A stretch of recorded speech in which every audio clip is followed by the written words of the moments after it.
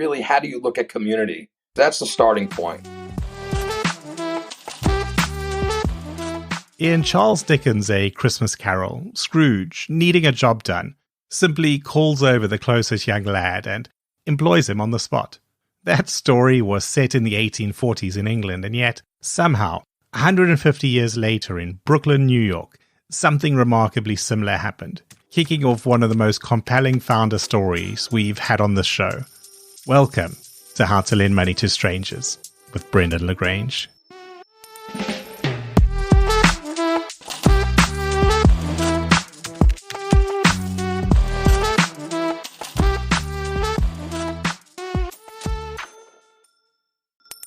Moishe Gubin, CEO and Chairman at Optimum Bank and CEO of Strawberry Fields. Welcome to the show. Thank you.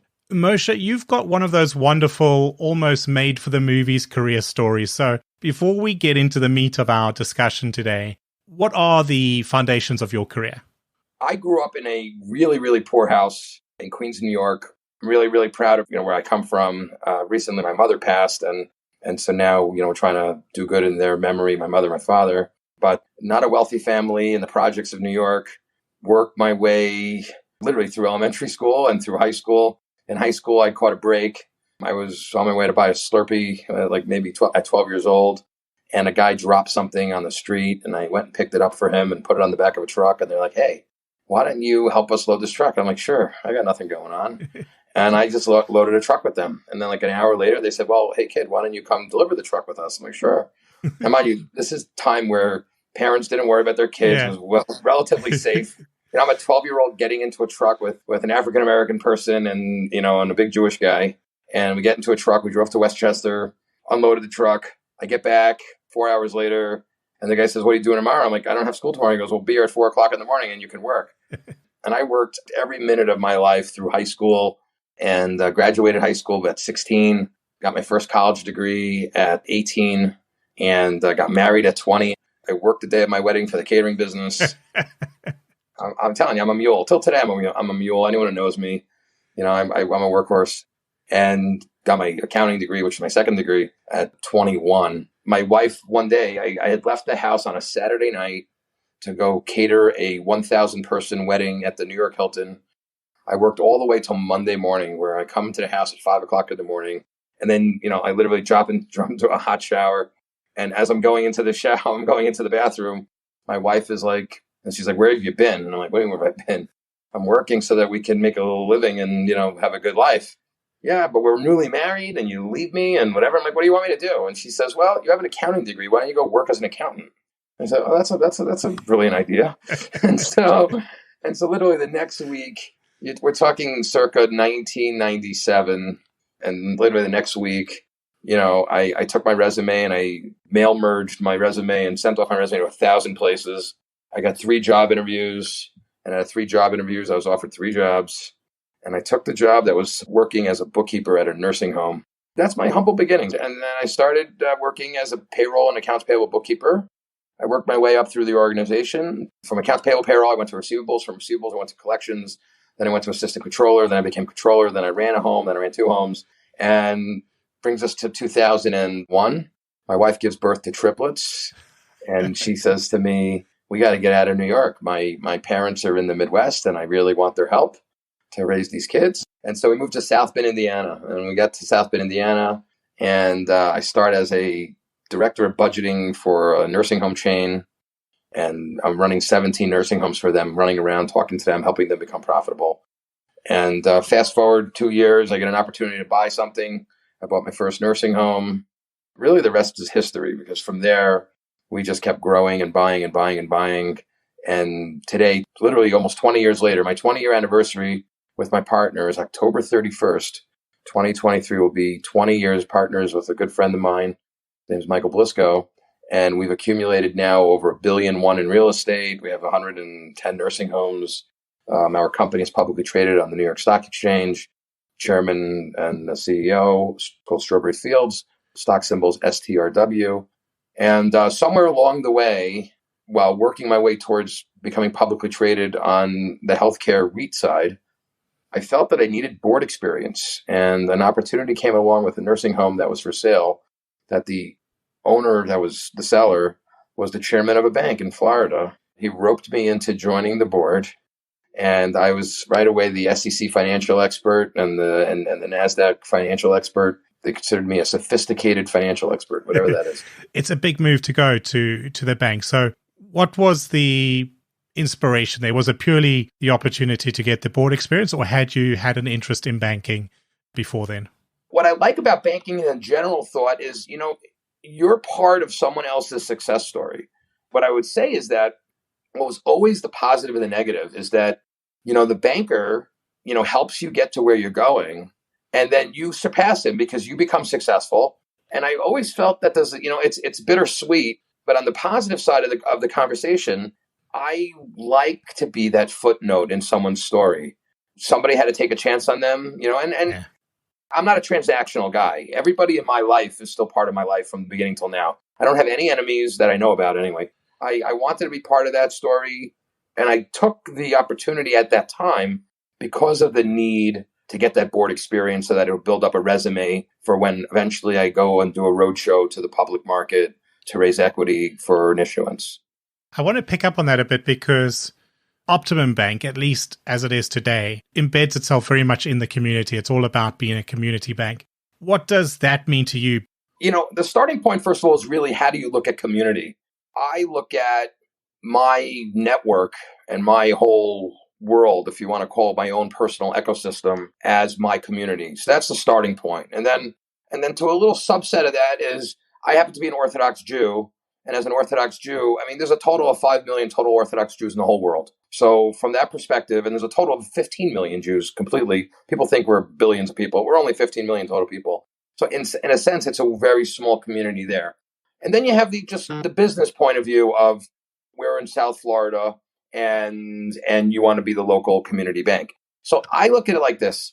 In all of those areas, I play a role not as an influencer, but as a resource to help get things accomplished that they want to get accomplished, that they have a hard time as a random relationship somewhere else. So as an example, I take major pride in all the different synagogues.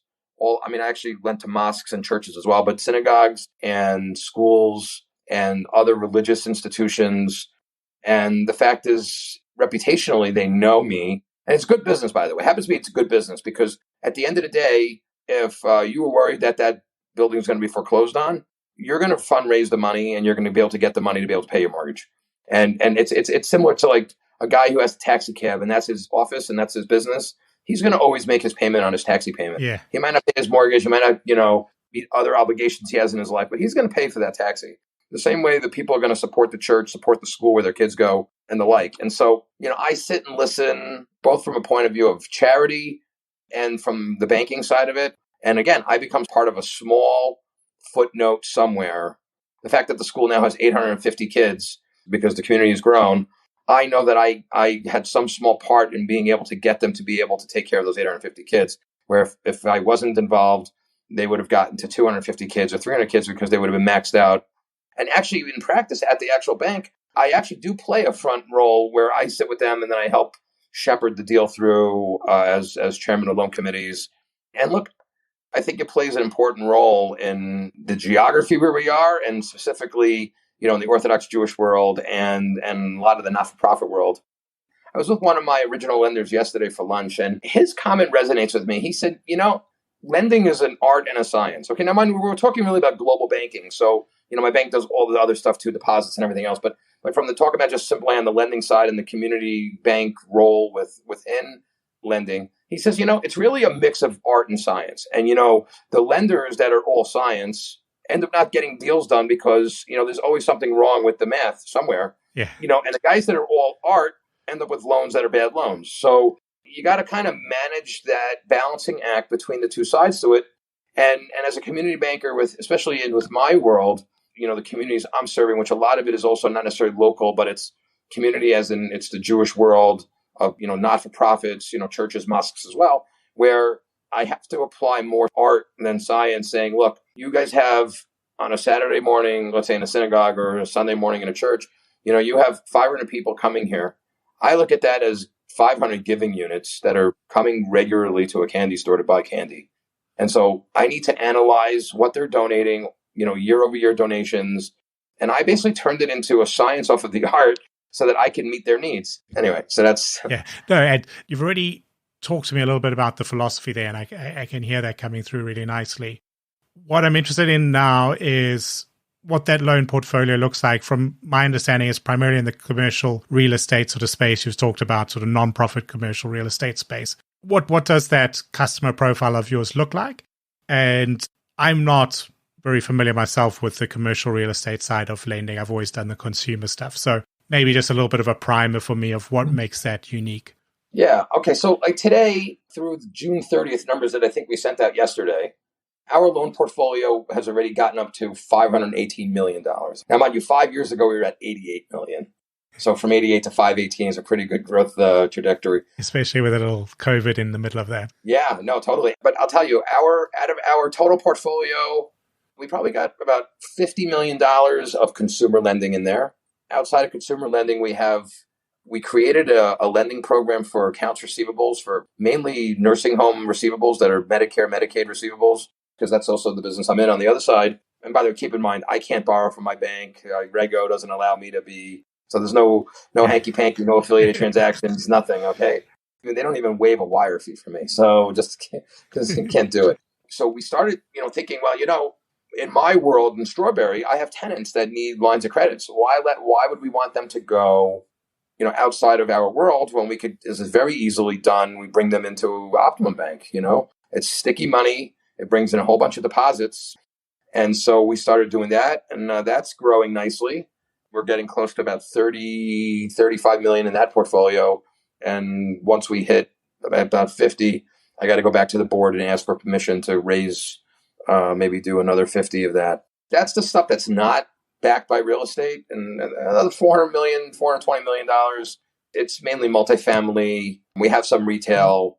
I mean, look, we're out of that 400 million, I'd say we probably have 300 of it is true commercial real estate, strip malls, hotels. We have some office, but I'll tell you, we haven't had a bad loan in 5 or 6 years. The only bad debt that sits on our books is actually a GAAP snafu. Now, mind you, I'm a CPA, by the way. So from GAAP accounting, so we have a line of business that's consumer lending driven. And we buy loans from, let's say, Lending Club or Marlette or that kind of world that lend money to people, small 20,000, 25,000, small loans payable over 3 years, 5 years. We only buy the better paper that's, it's not like as risky. Yeah. And so it's built out that it's going to have delinquency ratios that are higher than, commercial lending. And so in my world of accounting, that would be a cost of goods sold and would come off the top line, and then you'd say you're netting out at a 9% yield. Yeah. Now, with accounting is forcing us to put that all the way on the bottom under bad debt. Yeah. And so it shows, if you look at our financials, we have a little bit of bad debt, but that bad debt is not real bad debt. We haven't had a bad loan in literally 5-6 years. And a lot of that has to do with the goodwill that's created in our lending. Usually when you do something nice for somebody, they have a very hard time to burn you in person. Yeah. Meaning they'll avoid you. But once you're in front of that person who you lent $100 to, it's very hard for them to say, "Screw you! I'm not giving you back your $100." Yeah. They might not have the money, but they can't intentionally do bad to you. They know you did good by them. Yeah. And so our whole bank today, the system on how we do our business is so friendly. And let me just tell you, let me go back a step. When I invested in the bank 13 years ago, I thought, this will be easy. I'm going to learn a new business and I'm going to go put my money right in the business and we're going to be good to go. And what I found out was that it's really not that simple. And the bank was not geared towards taking care of, let's say, call me as like a wealth management customer. Okay. So right away we realized, you know what? We need to fix and replace all of the staff that feels as if they're doing the customer a favor. And we're going to replace them with people that understand that the customer is how we live. Without the customer, we die. Yeah. And that we're going to treat everybody with white glove service. And we're going to treat every customer as if they were Moishe Gubin being the customer. And so it took years. We brought in Tim Terry, who's my bank president, probably 9 years ago at this point. And he basically replaced most of our staff with people that understand that our lifeline, we don't live without our customer being satisfied with us. I have on every business card that I give out, my cell phone number is on there. And people can find me on WhatsApp or text me, all times a day. I need help, I need this, I need that, and we take care of them. And that's a philosophy that a lot of banks do not have. Yeah, and let's talk about nuts and bolts for a minute. As you said, this is not about doing favors. You are evaluating the loans and deciding who to lend to and who not to. So, as I said earlier, I'm not familiar with how one does that in the commercial real estate space. I come from a world where it's kind of FICO score and a few things like that, and we're done. How are you managing that balance of running an efficient process that involves the right amount of science, but also allowing an understanding of each unique business that's coming looking for money from you? You understand a couple of points. Is that number one, you recognize that there's a different job task of credit versus lending. And so we have a constant civil war going on where the lender wants to produce and the credit guy wants to be protected. You have to navigate all of that, obviously, with respect and friendliness. But a general rule of thumb that we start with is that, assets don't pay mortgages, cash flow does. From our point of view, the starting point is going to be the integrity of the person who we're talking to. And so a lot of that gets diffused where the lead comes in today. The leads are all coming in that they're hot leads. They're coming in from a new borrower that's friends with a current borrower who came from another borrower, who came from another borrower. And there's a direct lineage, if that's the right word, to say, okay, we know who this guy is. We know who his friends are. We know where he lives. And then so to underwrite a deal, typical underwriting requires, the cash flow, like I said, but, you really want to look for 2 out of 3 things, or if you really could get 3 out of 3 things, which is, I think, you need the asset quality, right? You need the cash flow, and you need the strength of the guarantor or the principal behind it so that that they're going to back, their debt. That being said, everything has wiggle room. If you have a stronger guarantor, the one thing that doesn't really have the wiggle room is the cash flow. And I guess where the wiggle room exists in the cash flow is where you could look at global cash flow versus individual cash flow. So you came to me and said, I got this building, it's empty. It's not making any money. I want to buy it, and I want 50% LTV or 60% LTV or 70% LTV rather. My point of view is, okay, well, who are you and how are you going to pay me back? Right? And so, if I understand you and I see the rest of your world and I know where your cash flow is being generated from my point of view, I'd lend on that all day long, which a lot of banks wouldn't because it's not a cash flowing asset. But for me, the actual debtor or the guarantor debtor, he has the ability to pay us because he's making boku cash in his other. He could be a neurologist making, $1 million a year, at the hospital, and he has the bright idea of investing in it. Yeah, but he doesn't know anything about it. He's buying an empty building that he thinks is a good deal. I'll lend him. I mean, he's a neurologist. He's making money. He has good credit. Not that credit pays anything, but he checks out as far as who he is and where he lives and who. Don't come to me for your first deal like giving me the hardest loan to try to figure out for you. And you don't have to come to me with a vanilla deal either, cream puff. But come to me with something that makes sense. And then once you're in, my purse strings are open because, that goes a long way because you want to back up someone who backs you up. In general rule in life, right? You want to help the guy that helps you. Like you're a sergeant in arms. He's your guy. That guy did by you. He banks by you. And he's doing what he's supposed to do. Like I want to back him. I want to do for him. But Moshe, I want to sort of come back to the results announcement that you had recently. As I said, very good results coming from Optimum Bank. But in your address, you also spoke about the strange times we are in the world. So from your point of view, as you look, I guess, at the bank itself, but also just more broadly at the trends that are out there, we've got interest rates that have been rising, threats of inflation, threats of a recession. What are the trends or the bits of the measurements out there in the market that you're keeping an eye on, and what's kind of the things that you track as you look at the health of the economy, the health of that commercial real estate space? The biggest problem we have in a bank is, in the case of erratic interest rates, because if you follow, the 5-year, 10-year, 1 year, it's every day of the week with different news of what the market thinks. It could shoot up half a point. Every day is that volatility. So the one thing that we did is we just changed our pricing to be. And 3 years ago, you'd come to me and say, I need a loan. I'd say, okay, I can give you 5.25, 5-year money, and then we'll reprice it after that at the Treasury, 1-year Treasury plus 3.25. And I can do that all day long. And I say, I got to underwrite the deal. It has to get past my people. And, and I got you back. I know the story. I think you have a good story and we should be able to sell it. But today, that story is great, but you have to, because of, locking in the price, I can't give a fixed day one price. I can give a fixed price, but it has to be locked in, 5 days before closing so that I know that I've got a spread on my money. I'm not an interest-free loan society here. We're a bank that we have shareholders that we have to make money for, all the while doing it the right way. So from our point of view, we're relatively lucky compared to other banks in the rest of the country. We're in South Florida. The customers we have being vetted the way they're being vetted, and just the whole routine on what we're doing and where our referrals come from. We have a way different situation than I guess a lot of other banks that are, every lender is a cold call customer that could take you all over the place for all types of assets in all different places that the local economy is terrible. You don't know that, right? That's one of the reasons why you'd want to, as a bank, and certainly in times like this, you'd want to not expand your footprint.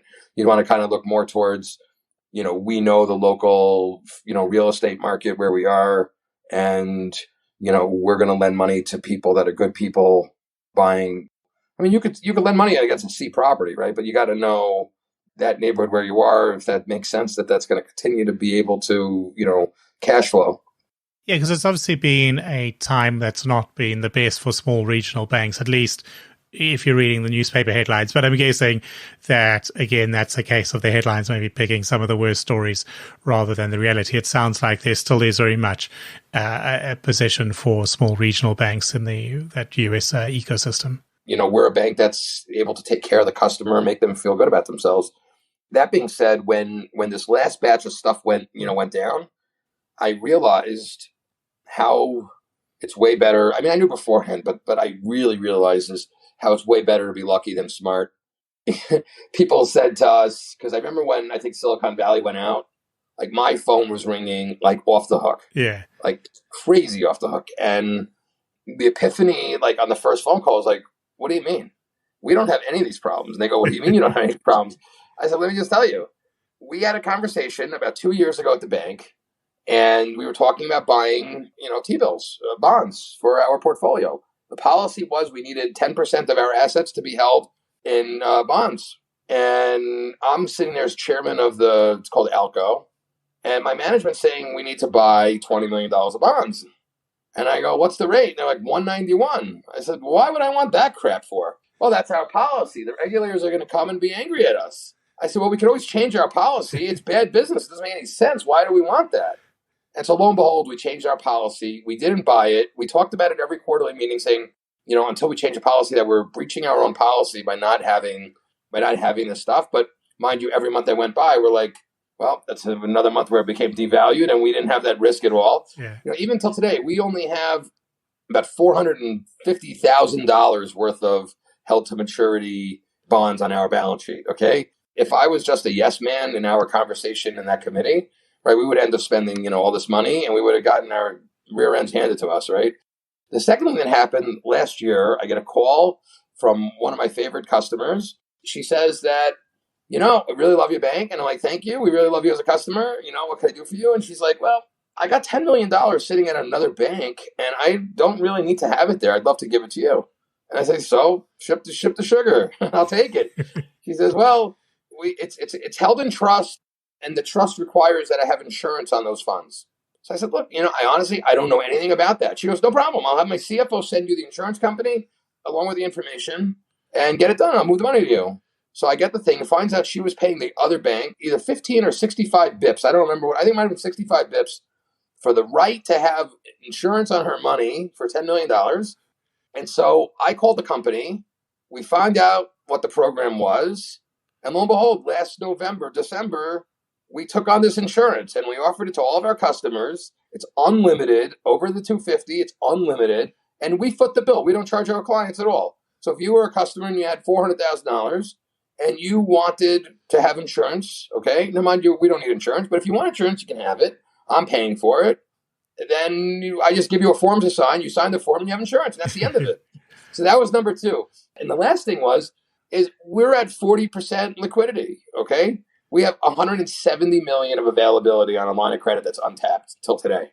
From quarter to quarter, our deposits went up like $40 million from first quarter to second quarter.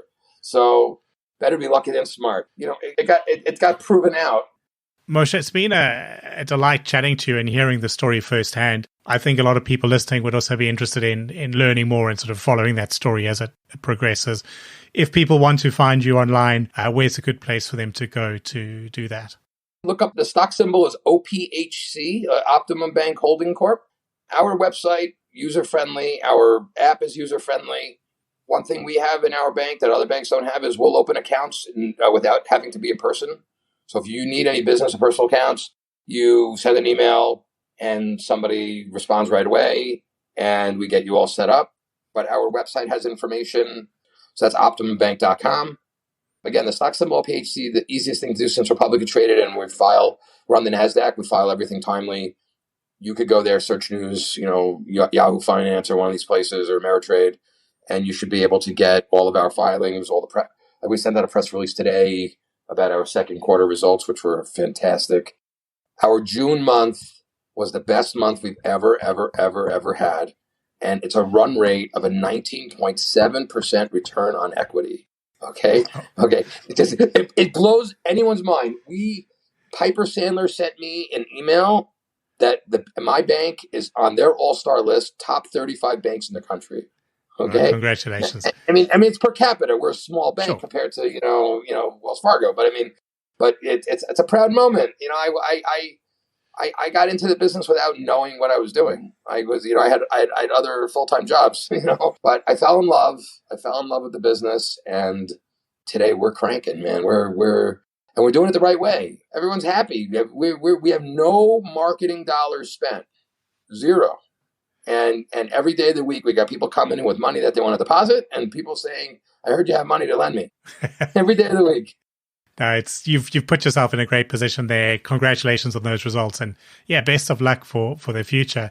Before I let you go, I mean, you've already made a huge transformation at Optimum Bank. Is there anything that we should be looking out for? Anything coming next on the horizon? This next 18 months, like I said in my letter to the shareholders at the annual shareholder meeting, I think is really going to be the biggest transformation as far as products and growth. We should be able to raise $30 million in the next 18 months to get us to $1 billion bank. We should finally get some research analysts and get some coverage of the stock, which we haven't had in the bank's been open 24 years almost. So we should get that, which should make the stock pop at some point. But then you have all these verticals that we want to do. We gotta look at other banks to buy. We're looking at different verticals to add to the holding company, like a fintech, or even on a smaller side, maybe a residential lender or an insurance agency, a title company. I mean, there are things that we, God willing, we're at the best we've ever been. So God willing, we should be able to take that, springboard with that, and kind of grow the holding company to have other assets that'll be income producing, that'll help the company grow, and with the intention of taking all the excess surplus cash, putting it into the bank, so to raise our lending limit and to grow the balance sheet of the bank. Yeah, well, as you say, you're a small bank. You weren't on my radar before, but I've really been inspired to see what you do there. So I'll be one of the ones definitely following along online. So thank you again, Moishe, for making the time to speak to me. I've had a fantastic time. And I wish you the best of luck for those very bold ambitions of yours. Yeah, thank you. And I can't wait to see how what this looks like and what our future looks like together. And thank you all for listening. Please do look for and follow the show on your favorite podcast platform and share the updates widely on LinkedIn, where lending nerds are found in our largest concentration. Plus, send me a connection request while you're there. This show is written and recorded by myself, Brendan LaGrange, in Brighton, England, and edited by Fina Charlson of FC Productions. Show music is by I Am Wake, and you can find show notes and written transcripts at www.howtolendmoneytostrangers.show or just www.htlmts.show, and I'll see you again next Thursday.